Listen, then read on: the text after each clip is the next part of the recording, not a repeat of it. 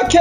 Hindura uhinduke wubake. Hindura uhinduke wubake. Mugire mukurikirana ikiganiro cy'ingo n'imiryango mushikirizwa na Papa Bien-Aimé inshuti y'imiryango biciye ku nsamirizi y'ivyiza vy'i Burundi ikaba nibonesha kurikorera ku buhinga bwa none.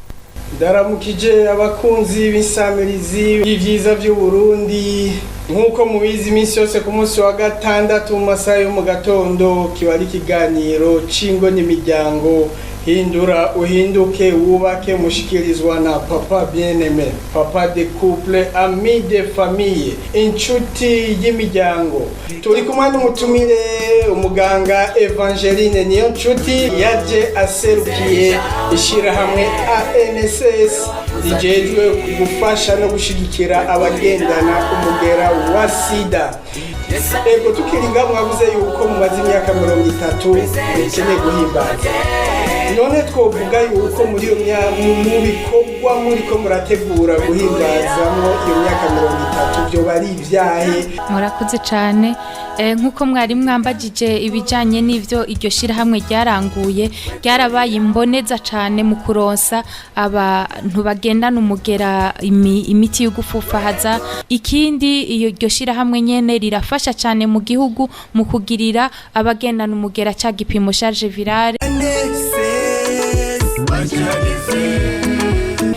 Hanyuma ikindi nagomba kuvuga ku bijanye n'ingo n'imiryango nyene, nagomba guhamagarira abantu bitambika hagati y'abifuza kubakana bavuga ngo uyu yaranduye uyu nawe ntiyanduye. Iyo babivuganye twebwe barabivuganye ukuri, turifuza yuko atawoba intambamyi kubera imiti yarabonetse. Hariho imiti y'ugukinga kugira ngo ababanye umwe yaranduye uwundi atarandura bashobore kubandanya babana kandi atantambamye nimwe. Nukuvuga ko muri uko kuvugana ukuri ikintu twebwe twanka cyane niyo umuntu atabwiye uwundi ko yanduye, ariko iyo yabimubwiye imiti bakitura abaganga barashobora kubana neza cyane.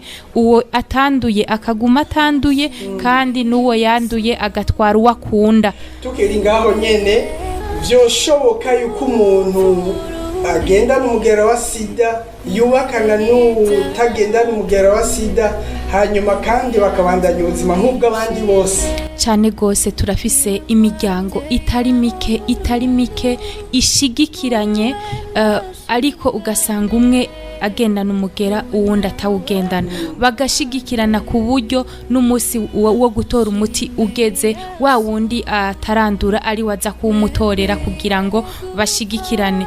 Arashobora kuba iyo afise cya gipimo navuze ca charge virale kiri indetectable, arashobora kubana n'uwo bubakanye imyaka n'imyaka atigeze amwanduza umugera, kandi arashobora kuvuga ati jewe ndatinya sinovyizera 100%.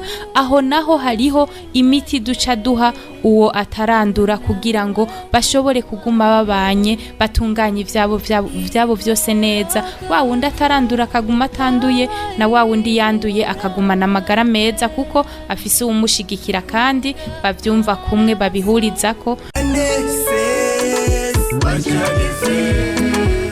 Abakunzi b'isamirizi y'ivyiza vy'u Burundi mu kiganiro c'ingo n'imiryango, nizere ko aka kantu mukumvise hari abantu batari bakazi. Mbe birashoboka ko bavyara n'abana bakomeye?